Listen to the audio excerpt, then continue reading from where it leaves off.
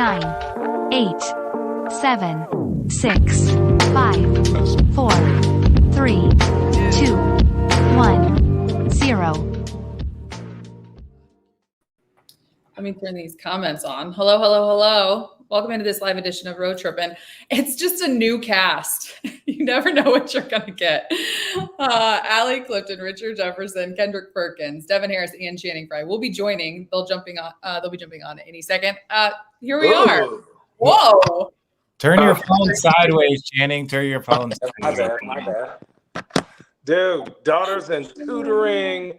The computer didn't work, brother. It's just been a day. It's been a day. You look like you're in a castle. No, I'm just in our reading room.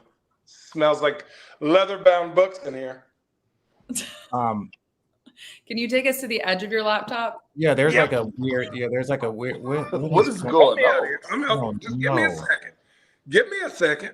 This is my favorite part about road tripping. Look, Shannon, how about like they have this button where you can mute your mic, and then they have one right to the right of it where you can turn off the video while you get adjusted, while you get yourself situated. Okay, cool. Welcome everybody. Go. All right, here we are. Team USA improved to 2-0 here in the Olympics, of course, taking on South Sudan. Many people were not sure how this game was going to go based off of the first game, obviously, not too long ago. But there were some changes made from the jump. Let's get right to it in case you missed the game and you're using us to fill you in on everything. It was a 103-86 win for Team USA. Steve Kerr making an adjustment from the jump. No Joel Embiid, no Drew Holiday in to start. Instead, it was Jason Tatum and Anthony Davis. Joel did not play the entire game, though he was active in terms of just being there to support his guys, good attitude, solid all game long. But nonetheless, U.S. showed exactly who they are. Kevin Durant still coming off the bench. Perk, we'll start with you. Thoughts, reaction to the game today? Well, one, I thought Jason Tatum, Steve Kerr putting Jason Tatum in the starting lineup, I thought there was more of like a charity case, like, oh, okay, I didn't play you last game. Here you are. We're going to put you in the starting lineup. I apologize type deal, right? Anthony Davis should have been in the starting lineup, okay? Let's make that clear. He should have been in the starting lineup. Let me apologize to Steve Kerr, though, because while I was one of them ones that was, like, complaining and shit about the disrespect to Jason Tatum, how embarrassing it was for him to get a DNP, I will say this. Derek White fits way better for this team than Jason Tatum do when you talk about playing that role. What Derek White is bringing to the table right now, you cannot keep him off the floor. You can't keep him off the floor. Like, Steve Kerr is trying to find minutes and trying to respect other guys, but, like, Derek White is really earning those minutes. Like, Derek White is saying, if you give me 1 minute, I'm going to give you a reason to give me 3 minutes.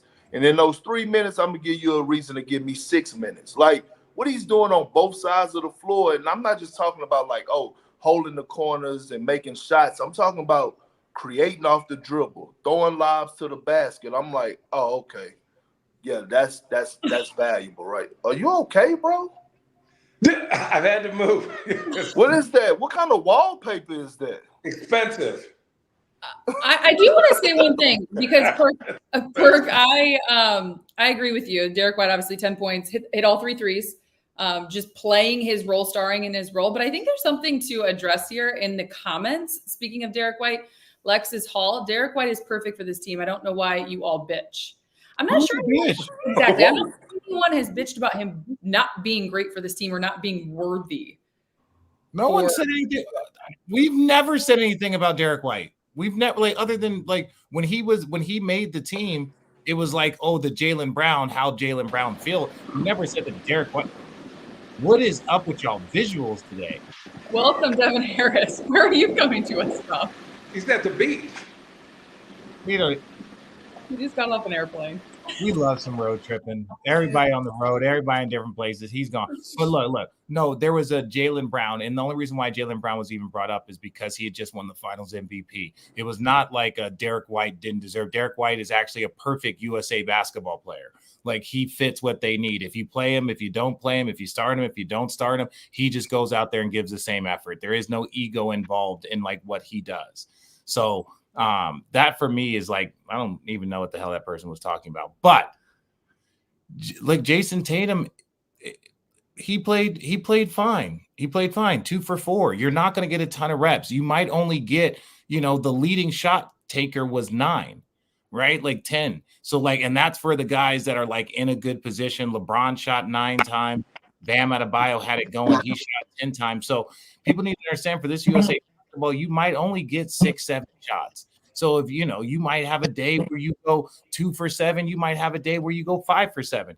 KD, after that last game, was 2 for 5 today, right? Like, that's just the way the flow of the game goes. You're an actual team. So I'm not getting caught up in like how well he shot or any of that stuff, but the way their team is flowing right now, they're starting to understand. 43% from 3, and Steph was 0 for 6. So like if Steph shot his normal, they look pretty good. Channing from the Flower Garden. Oh, dude, I'm impressed with South Sudan. I'm not gonna lie. Like, they played good. I'm impressed with them. Because here's the thing, like, they were going at mismatches, they were playing good basketball, but I just feel like, what are you gonna do when KD? Think about this. KD has played a bunch of games. When he's getting emotional, when he's telling the end of the game play where it had like Anthony Davis, where it really kind of sealed the deal, the halfway through the fourth, where AD had that dunk. You saw KD talking to Steph like, man, throw me the ball. I'm going to get the right play. We don't get to see that interaction as much as anymore. And for me to see the emotion, it means something. So respect to South Sudan for challenging, I think, that starting unit at the beginning, and then getting that second unit going with Derek White. I'm impressed with USA right now. If we could say Jason Tatum's not playing that good, Joel Embiid didn't play, Steph went 0 for 6, wins are wins. And I'm just like, man, guys are slowly really buying in. We have people in the comments, there's several of them, so I don't have to call out anyone individually, but saying Curry needs to get benched. Make sure Curry doesn't play. Can you all explain the difference in terms of, I know it was discussed on the broadcast. People that know basketball and people that don't. Yes. And that comment right there is exactly people that know basketball and don't. Just how different it is, because Devin Booker brought it up as well, in terms of where shots are coming from, the amount of minutes you're getting, to play, your role maybe being a little bit different when you're coming together on a team like this. They had 2 weeks. They had 2 weeks to come together. Even that. Right. That's what I'm saying. Like, we see the All-Star game normally used to be like competitive where guys would kind of know a little bit. Now there's none of that. So now they got 2 weeks to just hoop and ball. And then they got to go play against teams that have been playing summers together and tournaments together. So like, that's where we crumbled. We had 12 guys on our team. 9 guys didn't show up the next year. 9 new guys showed up, and we were expected to compete against teams that have been practicing every summer, playing in tournaments with the same coach. Like, you know what? Let me say this though. Going back to Steve Kerr, he's in a very tough spot. No, RJ, what you laughing for, bro? He's in a very tough spot. All right, I get that. You know what I mean? But I'm gonna say this: when it comes, we watched Jason Tatum last game. Last game he got a DNP. Joel Embiid get a DNP, right? And I think we're gonna see some others get DNPs. And I'm talking about like the younger guys on the team. You know who's not gonna get a DNP? Anthony Edwards. Anthony Edwards not gonna get a DNP. The reason I'm bringing them up is because, like, your mentality, you know what I'm saying, means everything, especially to a guy like Steve Kerr, who played alongside Jordan. You know what I mean? Won championships with Jordan, won championships with Steph. They could feel a killer amongst them. You know what I mean? And when he came into this team, before Team USA started, what did Anthony Edwards say? Although we knew it wasn't true, he still believed in himself. He was the number one option. You know what I mean? He putting in the work. And he's not passing the ball. And guess what? No one's going to tell him nothing. No one is going to tell him a damn thing, and no one is going to sit him down either. I guarantee you he won't get a DMP. Why do I bring – this is why I bring up Anthony Edwards. I bring up Anthony Edwards because this the mentality you want Jason Tatum to have. You know what I'm saying? And I think part of Jason Tatum laid back, cool-ass mentality is the reason why, you know, his minutes might not be there for the Team USA. He's going to play, but it's not going to be like Anthony Edwards. All I got to say is I think the number one option should be Kevin Durant. Yeah. I'm with you. Yeah. I mean, but look, at the end of the day, we're talking about the team, not like the individual performances and dissecting them. For sure. No, I'm saying, Perk, you can talk about the individual performances. I'm saying let's get back to them as a team. Like, do you like this? Go ahead, Richard. No, I'm saying, do you like this starting lineup? Do you like what they're doing? Again, they haven't really been tested. You want to say Serbia was a test, and they blew out Serbia. I think they were really locked in. I think South Sudan, like, they got a little bit of a scare before because, again, shorter quarters, like closer three-point line, just the game is a little different, so it doesn't favor the U.S. particularly. So I think if we're talking about from the start of them playing games to where they are now, they have improved every single game. And that's all you can ask for going into the end of this pool and going into medal rounds. Thought? Agreement. We're all in agreement. Yeah, Channing's over here reading the comments. Channing, do you want to? No, I'm not. I can't even see the comment section, actually. Channing, do you want to lean into a conspiracy? No, I think you're trying to get Tatum going, but he needs everyone to just stand while he does his thing, where Anthony Edwards is a lot more downhill when it comes to his game. And I think, to Perkins' point, Anthony Edwards, he's not passing it, but he's also creating tension on that defense. Like, you don't got a dude that can stay in front. He's attacking the rim and getting good shots most of the time. And I just think sometimes JT just wants to kind of dance with it, and then it shuts the whole system down. So hopefully he figures it out. I like that. I shockingly like that lineup for a little bit with Steph and Halliburton until I forgot his name. Isn't it? It's not Bruce. Is it not Bruce Brown? But who's the dude, the small guard for South Sudan? He didn't shoot that well, but he was impressive as crap. I think he was like 4 for 13, 4 for 15 or something. But he was going at Steph. Shayok? There we go. Yeah. Maybe it was him. Or Jay Thor was 3 for 9. Yeah, no, smaller dude, the smallest guy on the court. But basically, I like those kind of smaller lineups in this matchup. Again, like you said, Steph makes 6 threes. If he makes 3 threes, it's a whole different game. I felt like Steph was kind of getting attacked this game, right? They were just driving it at him, trying to get that weak side defense to step over. And they made some plays and they didn't. I think Bam, it makes me frustrated looking at Bam shoot threes because it's like I've been asking for this for the last 3 years of his NBA career, but that's neither here nor there. I think he's closer special. line. It's a closer line. Yeah, regardless, man. Listen, you can't have all them muscles talking about a foot. He can't have all them muscles talking about a foot. Come on, man. Bam been cooking. Also, I like this version of AD. I didn't like that he kind of, twisted his little anky wanky and was down there for 10 minutes. But that's just okay. He wasn't down there for 10 minutes. That's a little. He was down. He was hobbling. He was. Oh, are you hurt or are you injured? Are you hurt or are you injured? He finished the game. But go ahead. He finished the game. I know he did, but it's fine. Anyway, that's just me nitpicking. But I like this KD. This KD, I like this version of KD. And this is like the fun, emotional, just playing real basketball KD. They ain't got to worry about nothing. He's playing with an all-star cast. And you see how truly good he is because it's just like they're trying to rotate and you're rotating to a 7-footer who's absolutely cooking you. And he just making the right plays, getting Booker open shots, getting Steph open shots. I think there was a play. Remember, Halliburton was right to the right, and he kept telling Halliburton, get the hell out the way. Steph's doing his little thing. I was like, that part of stuff is just fun. It's just fun. Hanky wanky. Yeah, that hanky wanky. He don't have ankles no more. He be falling too much. That's an hanky wanky. can't. Jeez. Okay, so I do want to get to one of these questions. Marcus Stokes just brought this up, but I do want to first start with, have you guys liked or seen a starting lineup that you like so far? Did you like the team today? I'm indifferent about the starting lineups. Okay. As in it doesn't matter to you? No, I don't think it I don't think it matters like, oh, how they start the game, what's the best unit. I think you find a group and then you find a group that plays well off the bench, right? There might be guys that are good, like KD, like you could say KD should be starting. Maybe you bring him off the bench, keep his minutes down, make sure he's good, and then having him be the primary scorer in the second unit. You have so many options if you start KD, if you don't start KD.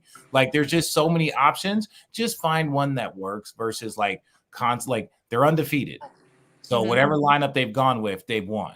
And the way they've played the last 2 games especially has been impressive. I like the role guys can't come. Oh, go ahead. Sorry, I was just gonna say certain guys, it irks them to come off the bench. Where KD's like, man, I'm cool. Like I can play anywhere you want. Certain guys need to be in the starting lineup for the mental, right? So you got to obviously figure that out, right? Joel Embiid, you're like, hey, you're not gonna play today. He's like, I'm cool, right? Where you get to other guys ain't playing and they're gonna freak out. I think you need to figure out the joy of having 12 of the best players in the world is you can pick that matchup. Like tonight was not a Joel Embiid game. They were moving too fast, too many threes. You say, hey, rest them knees, rest whatever ailment you have. We're going to need you again for the next game. We have to play you big numbers, right? Or how we played you versus Serbia, how we were going to the bigs early. But everyone got to be ready. And that's just the sacrifice you make on being Team USA. I think there's only one guy you don't sit, and that's LeBron. But other than that, it is what it is. Perk? I like the role that Embiid played today, to be honest with you. I'm being serious. I'm being serious right now because I'm asking a question. I want to ask a question. Like, I mean, do you think Team USA could go and win the gold without Joel Embiid playing another minute in the games? And I'm asking this for a real. No, yes, 100%.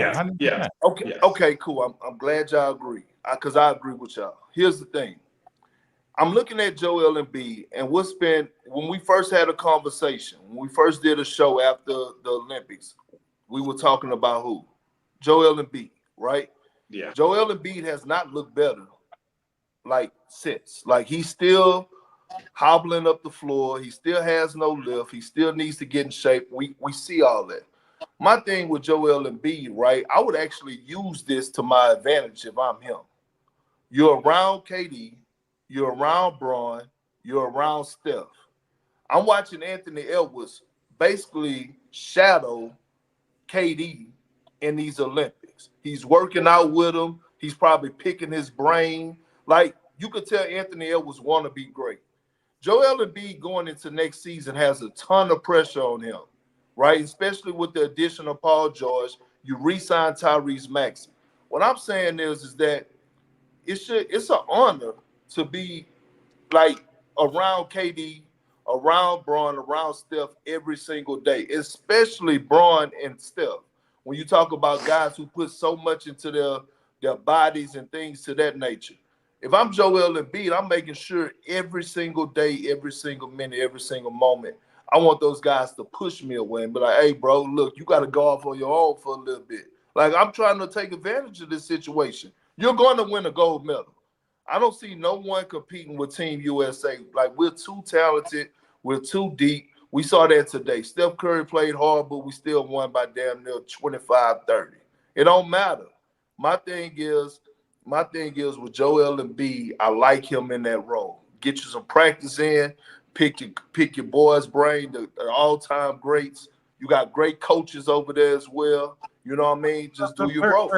I think the biggest thing with Embiid, and I agree with what you're saying, right? But I think the biggest thing with Embiid is not his fire, his competitiveness, it's his body.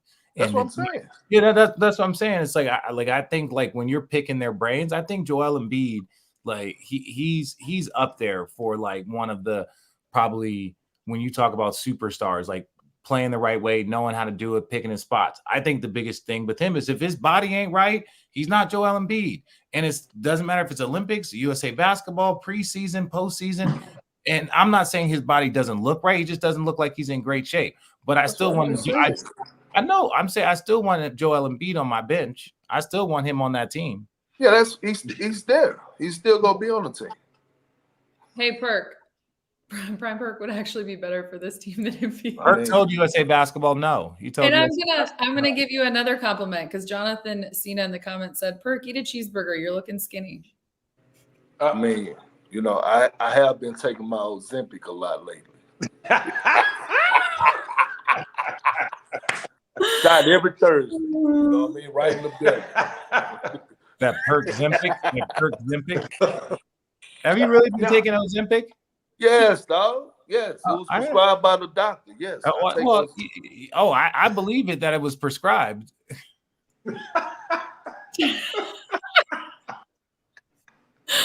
But we got a cackle from Allie. That's crazy. They probably give you that shit over the counter, Perk. They're like, here, you don't need a prescription. Damn. I know. Don't take that, Perk. I get it. You got a lot of support. No, that's funny. It's fine. That's funny. Is there anyone that you guys are looking forward to outside of pool play for USA to face? There's only one team, and that's Canada. There's only one team. There's only one team that I want to see is Canada. Right? Canada has 10 NBA players. Yeah. I was looking 10 of them.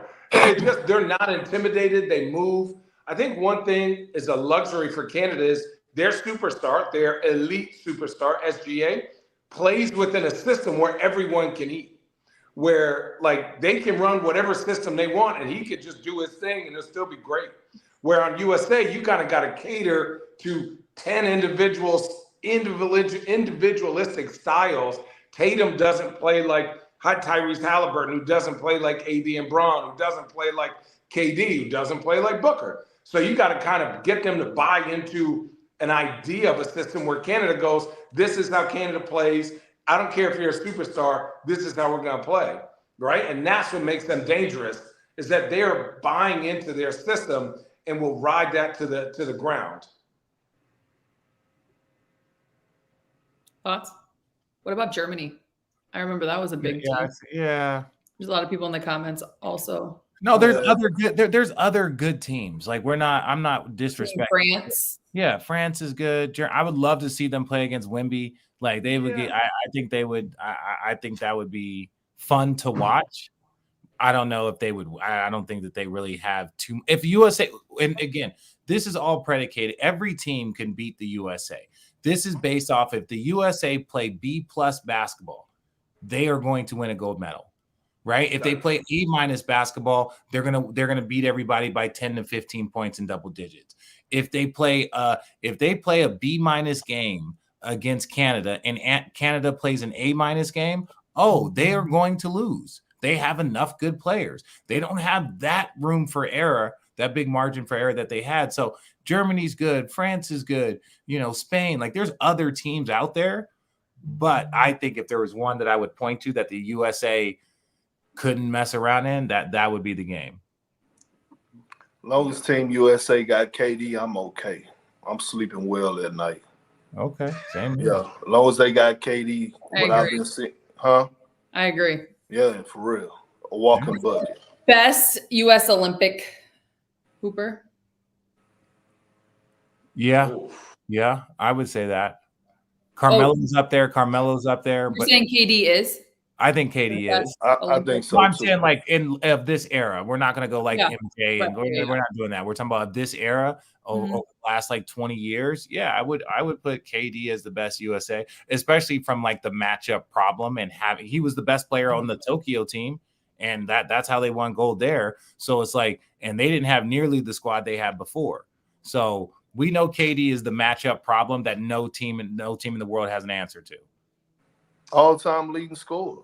He's about to. This is going to make 4 gold medals for him. 4. Yeah, that's a lot. He just translates. Certain people are like, "Well, is that going to translate?" You could just take KD. You could put him in a street ball game. You could put him in FIBA, the NBA, college. He's going to be one of the best, if not the best player in the court. That's what it's rare to see anybody else be like that, or this guy can't shoot, or this guy can't defend, or what position is this? We just like, yeah, KD, you gonna get torched. No matter what rules are. Does it have a basketball in the hoop? You're gonna get torched. We've got Bam is carrying these old heads. We've got Melo. We've got LeBron.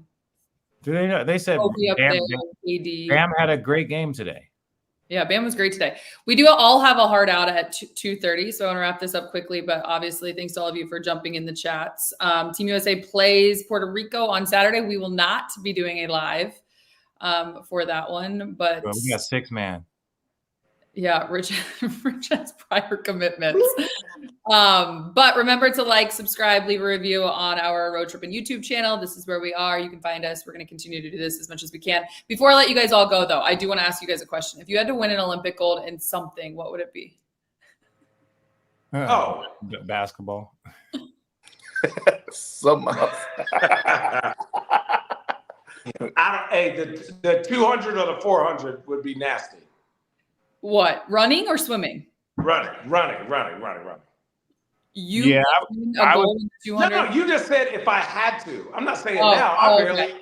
Okay. I don't even get the runs. Just put me in the swimming pool. You know what I mean? Do you know? Yeah, put me in the swimming pool. You know what I would say? 3-on-3 basketball. 3-on-3 basketball. Like we all grew up playing 3-on-3 basketball, and now instead of those tournaments like Hoop It Up and Gus Macker 3-on-3, which like every kid used to play in like the 90s, early 2000s, every 7 and 8 year old kid is on an AAU team, not teaching them how to play basketball. 3-on-3 basketball teaches you how to play basketball. You got to move the ball, you got to cut, you got to work and it's in a small like confined space, and so it's not just one-on-one basketball. So watching 3-on-3, I'm stoked. 3-on-3 is tight. If nobody's watched it, 3-on-3 is really tight. Perk, what stroke are you swimming? Which stroke? Huh? What stroke are you swimming? I mean, I'm a you know what I'm saying? I wanted to make a joke, but I'm go ahead. I wanted to make a joke, but I threw the lob for you, but you apparently missed. I had a couple in there. Go ahead. I'm about to get out of here. Big moto. You getting skinny? You getting skinny now? I can't run away from you like I used to. So I'm gonna keep these jokes away. Go Team USA. That's another Road Trippin. Somebody said they win a